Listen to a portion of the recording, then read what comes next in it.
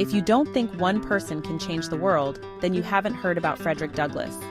Frederick Douglass was born in 1818. He was born into slavery as Frederick Augustus Washington Bailey in Maryland. Frederick had never known his mother's embrace for long.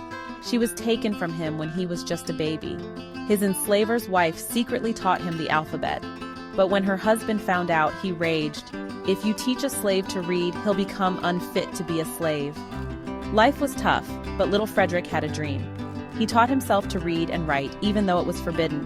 Frederick held on to those words like fire. "Then I must learn. I must teach myself." Can you imagine that determination? Frederick grew smarter, stronger. He read everything he could, newspapers, books, scraps of paper, anything to feed his mind. But knowledge brought pain. He saw the truth of slavery, the cruelty, the injustice. At 20, Douglass escaped to freedom. Disguised as a free sailor, he boarded a train heading north. When he escaped, he changed his name to Frederick Douglass, taking the surname of one of the rebellious heroes of Sir Walter Scott's 1810 narrative poem, The Lady of the Lake. But when he reached New York, he took his first breath as a free man. "I am free," he whispered, "but my people are not. My fight is just beginning." He became a powerful speaker, sharing his story and fighting for the end of slavery. People listened. They were inspired. In 1847 in Rochester, New York, Douglass started publishing his first abolitionist newspaper, the North Star.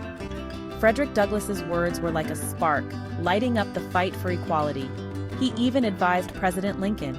As he stood before crowds, looking into the faces of those who had never known the pain of chains, he made them feel it. We are not truly free until every man, woman, and child is free. Talk about making history. Frederick Douglass was no longer a slave, he was a legend.